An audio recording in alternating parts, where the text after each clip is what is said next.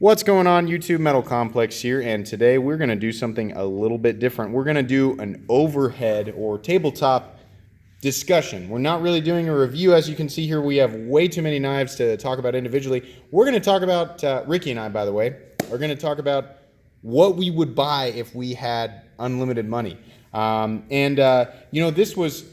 This was inspired by a video that I watched from Nick Shabazz, where he talked about, if he could get whatever he wanted, what would he get? And I was like, oh, what a cool idea. We've got stuff coming up on this channel, but I thought with Christmas coming up, what a great idea, just to talk about it. So I said, Ricky, grab a bunch of knives and bring them, and I'll grab a bunch of mine. A lot of these, in fact, all of these, I think you've seen on the channel already. So we're just going to kind of talk, and the knives are really just here for you to look at while we talk. So if you're new to this channel, what we like to do is just talk. We don't do anything scripted. We want to give you something to watch and be entertained by while you just sit back and relax, and it's pretty much 100% folding knife oriented. So if you enjoy that kind of thing, then please go ahead and hit subscribe and like. And if you'd like, you can also check me out on Instagram. So anyways, I texted Ricky a list because my list was really long for the holiday season. Was this the one that you were wanting to? I saw you point at that before the video started. I was just going to point out this is the only fun. Now it's in frame. This is the only fun clip. Oh. Like the rest are just neutral. Yeah. That's all I was going to say. That's funny. So this is great. Seriously, the idea of having completely unlimited funds, of course, is absurd. But if you are a completely sane person, then you've actually thought about this before. And what we do is, because we're human, is instead of thinking of all these things that we could actually use the money for that would better our lives, we immediately go to, what am I into right now as a hobbyist? Like, what am I obsessed with? And what can I get a ridiculous amount of to where it'll make me happy? Yeah. And for anyone who's like really into folding knives, well, the answer's simple: more folding knives, more exotic folding knives, all the folding knives. Why not? I mean, everything that's on the table, I love these. I don't want to give anybody the impression we're just going to get the rat's blade in there. Just a tip. Yeah, just the tip. I don't want to give anybody the impression that we're like, oh, these knives are so unsatisfactory when we're talking about our overall happiness. We need more. No, actually, the stuff that's on the table brings Ricky and I great joy. And, each one of these knives has its own overview and own review on the channel. And we very much do love them. These are all like champions on my channel. And so we're very happy with those. But, there's a lot of stuff out there that neither one of us can afford. The first one on my list, it's a knife that I think everybody's super familiar with. It's going to be the Grimsmo Norseman. I've seen, as you've already heard from this, from the name drop on the channel, Nick Shabazz, watch his channel a lot, and he loves that thing. And I've seen multiple different Norsemen on his channel. And in fact, I would not have known about the Norseman at all if it weren't for Nick Shabazz. And that odd, you know the knife I'm talking about? I don't. Okay, so the Norseman by Grimsmo Knives is it's actually one of the craziest knives right now in terms of what knives can go for on the secondary market. I think you can buy them as low as $7, $8. Maybe I'm wrong, guys, so you can correct me in the comment section. $700 or $800, and they sell on the secondary market for $1,300, $1,400, $1,500, maybe more than that. I mean, crazy wild prices. It's kind of like what was happening with Rick Hinderer knives back in 2012, 2013. So love one. It has an odd recurved blade, but it has this sort of axe grind. So it's like a recurve, and then the secondary part, what would normally be the tanto, has an axe grind. It's very odd looking. People say it looks like a folding hippopotamus. If there's one thing I want in my pocket, it's a folding hippopotamus. Exactly. I mean, that just screams utilitarian. They're notorious for having some of the most amazing action in terms of, it actually drops shut so smoothly. Is it big? I think it's about the size of the XM18, 8.5 inches overall. It drops so smoothly that the blade will actually bounce off the stop pin and back out, and that's one of the complaints of it, is that it's almost too smooth. It's too smooth. It just doesn't work. Yep. And oh, hey, by the way, guys, for those of you who, some of you probably have noticed these, like, it's not talking about it. I upgraded this guy with all the color matching hardware. So that black hardware was killing me. I had to do the pivot here. I'll just tell you where I got the parts. The pivot's from MXG Gear. The screws are from Blades We Love. The standoffs are also from MXG Gear. The lock bar stabilizer is a Hinderer stabilizer. And the pocket clip I just buffed with 600 grit and 1000 grit sandpaper. And it looks okay, but the rest of it looks really, really good. Centered up perfectly. The action stayed excellent. So I'm really happy with that now. That's a joy to carry. Okay, let's move on here because we are at 6 minutes. Oh, wow. So the Graham Razzle, that's the next knife. That's another knife that Nick Shabazz talks about a lot. I want that knife solely because it has, it's literally like a folding sharpened chisel. It's got a scraper tip, so it's not like a Tanto. It's just a 90-degree angle blade. Yeah. In a frame. And I don't know how much those run, but I want that just because it's super cool. So I would immediately ask Santa Claus or whoever, myself, whoever's providing the funds for this thing, that's what I want. I want one of those on there. Why don't you take a turn? Okay. One of the knives that I really want is it Koenig? Is that how you say it? Koenig. However you say it, the Arius. Yeah. I see those pop up everywhere, and I think they're absolutely gorgeous. Oh my gosh. I would have to agree with you. That's one of the only ones we both have on the same. Well, you didn't list. give me a lot of time to make my list. Hey, so here's I only 40 have two. seconds. We're about to do a video. Here's 40 seconds. Yeah, Come on oh, with your by the list. way, set up this camera and hold that. So yeah, I only have two on there. But the Arius, it comes in so many different variations and stuff that you can really kind of specialize it and make it unique. Yep. I want one of those. Yes, I would agree. Especially, I watched Dr. Frunke's episode on his a newer variant of one that has it's got a forward choil and there's no flipper tab. Oh, really? That is exactly how I would do that because the upward sweep, it's kind of like how Spyderco does this.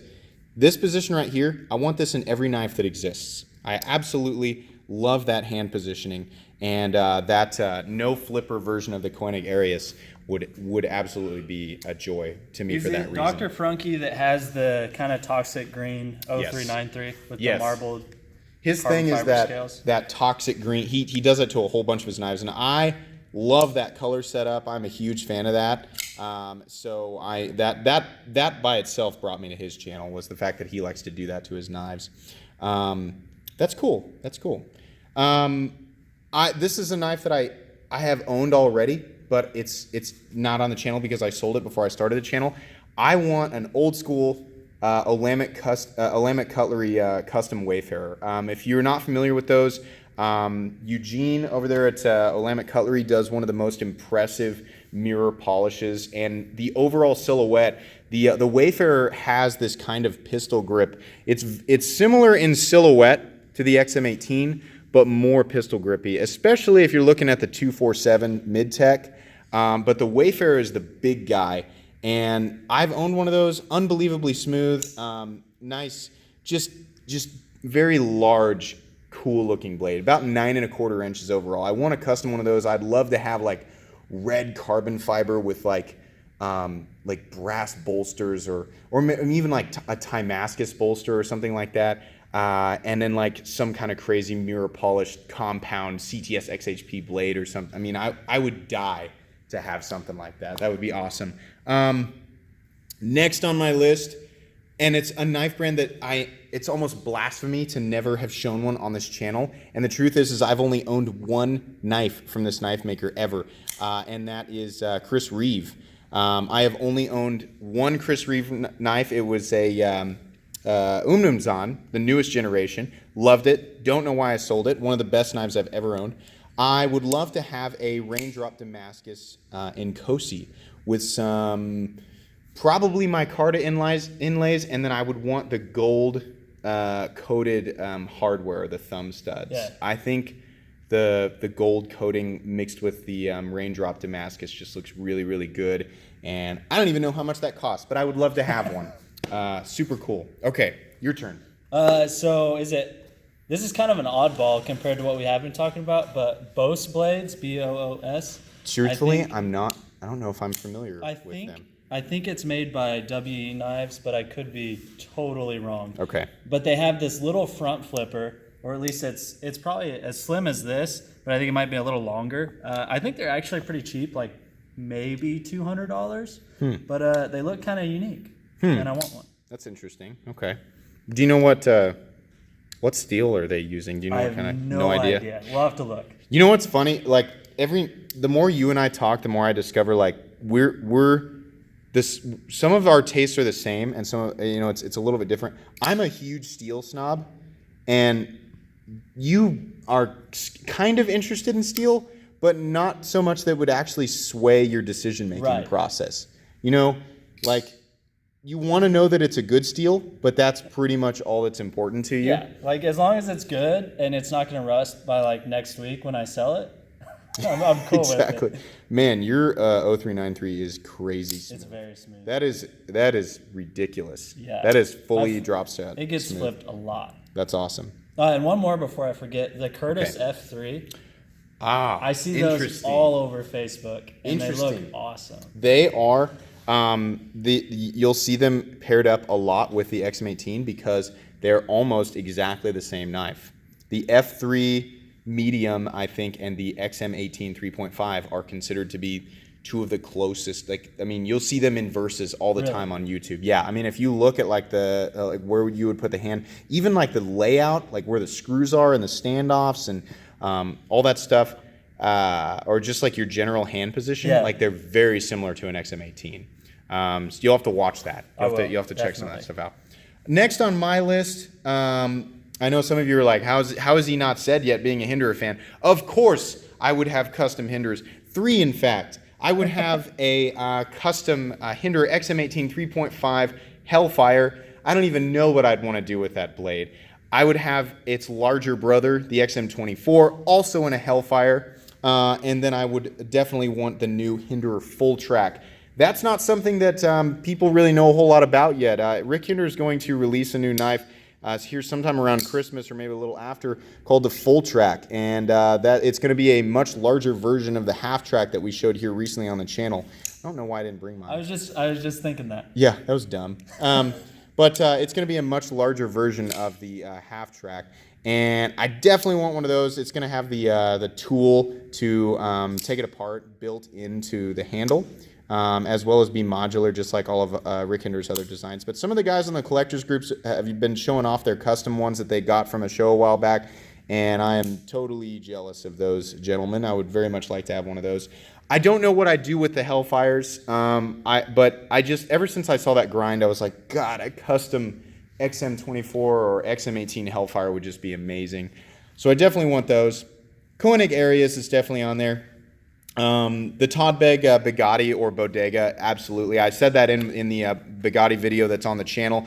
The Bugatti is a dream knife of mine. That's kind of the older collector in me, or it would be the younger collector, but in terms of time going backwards, me from 2012, 2013, 2014 that was obsessed with the overbuilt tanks that were kind of dominating the mid-tech market. Yes, absolutely. I want a big, thick Bugatti with, I honestly would be just like David's. Mirror polished, compound CTS XHP blade, black frame, lightning strike carbon fiber. Absolutely, that's what I would do. I would want that exactly. And David has it and gets to carry that around all the time now. So I always forget how big the Microtech is when you flip it open. Dude, yeah, this thing is freaking huge. Like let's compare to an XM18. This is a big. It really is. Big knife, definitely. I love that thing. I love that I actually get to carry it and I don't have to baby it. Koenig Arius is on my list. I really, after watching Dr. Ferunke talk about a Peter Rosenti Nirvana Integral is one of the most beautiful knives I've ever seen, and it has the Spyderco hole. Does it really? So you can, yeah. And I thought that Spyderco had like a thing with that, and like I don't know, but a patent or something. Yeah, but he also has a collaboration because he's the collaboration with the Spyderco Nirvana. I mean, that is his model, you know. So The Integral Nirvana, absolutely. I think I don't know, something about that knife just like jumps out and screams at me like you have to have me. I'm an amazing knife, and that's ever since I saw that, and you know what I need to do? I need to get an Integral, and my first Integral may not be a Peter Rossetti, but I know that I'm going to get one. I love how they're not open in the back. I don't care that it creates or invites an opportunity for gunk and dust to build up in there. I do not care because it would likely not be one that I would use. I keep pulling this one out. I want to flip it all the time. Yeah, that's a beautiful knife. Okay, I want you to go because I've only got 2 left. You have any other ones that have caught your eye at random that you're even curious about? I do really like the Medford. Was that the Praetorian that you had? Yeah. I like that just because it was huge. Okay. I should probably get an OTF. Yeah. Was that the Ultra Tech that you had? I had the with Ultra the Tech. Spartan grind? Yeah. That was awesome. Would you want a bigger one, like a big crazy one?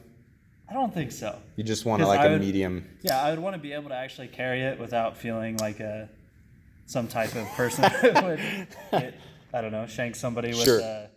OTF. Sure, exactly. That's not what it's for. You know, not in our eyes. They are intimidating, but like we know that we would want them for use as a tool or as just an amazing piece of craftsmanship. You know, just something to appreciate.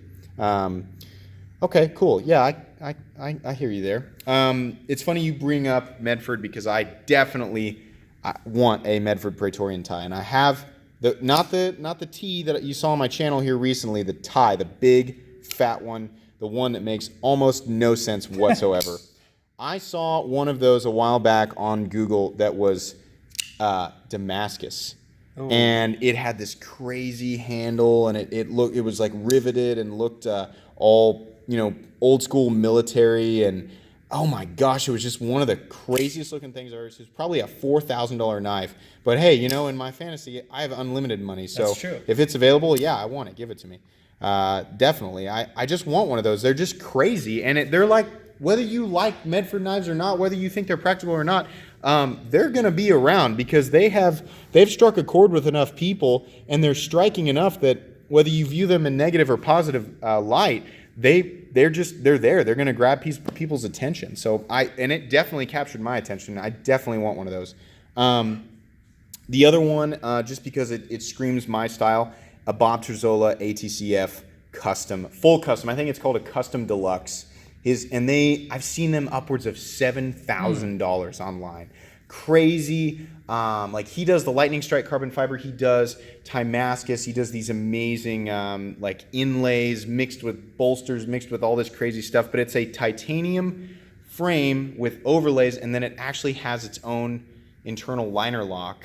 Or it's the overlay, and then it's a titanium liner lock, and then it has the thumb disc opener with a ramp for the jimping, and then some of them actually have flippers, and just beautiful knives. And I've heard that Bob Terzola makes some of the most amazing custom knives in the entire world, and that straightforward military look is absolutely something that I'm all about. I just really like Terzola's. So, I mean, I have to put that on my list. And then, yeah, I think, truthfully, that's one of the only ones I haven't picked up on the table yet. That one's not on my list, I'm going to be honest. The rat? Yeah. Not really dying to have one. That's okay. I can't say that, it would really be like the best initial use of your unlimited money. I'll take 4 million. There you go. Yeah. I'll take 4 million Ontario rats. Last on my list probably would be a custom Microtech of some sort. They make so many different models that I would be interested in, but just to go all out, it would have, for me, like the most insane model that Microtech makes is the Halo 5, or I think it's a Halo 6 now. It'd be a custom Halo 6. Yeah. Just something absolutely ridiculous, something that would be unavoidable in a conversation if you whip that thing out like, hey, look at this crazy thing, it's got to be the most like commanding sound. That out the front, that single action out the front, Halo 6, would have to be some sort of insane custom. Oh, I would like a ZTO 392. Oh yeah, Like all of them. Yeah, All of the all of them. 0392s, even the weird one that only came out in Russia or whatever that was. We'll take it. Yeah, we'll take it. We're at 20 minutes, guys, and to avoid my camera cutting out because it does this thing that I can't figure out why, I don't know. We just wanted to do this. We wanted to just discuss and put knives out and try out this overhead tabletop thing. I mean, I hope you guys were entertained by this. Again, if you're new to this channel, this is what we do. We just normally sit in a car because the lighting's good in a car. But less knives in a car. Exactly. So I don't know if you like this discussion thing, like Ricky and I will do this, or I'll do it by myself like a weirdo. But we enjoy doing this stuff. So if you enjoy this video, please leave a like. And if you'd like to check out my other content, I do, of course, have lots of knives, both expensive and inexpensive, that I do or don't like. So like I said, check those out. And if you enjoy everything, then subscribe. I don't know if I probably have said that 3 times now. Check me out on Instagram, metal_complex. And that's pretty much it today, guys. Thank you for watching and have a great day.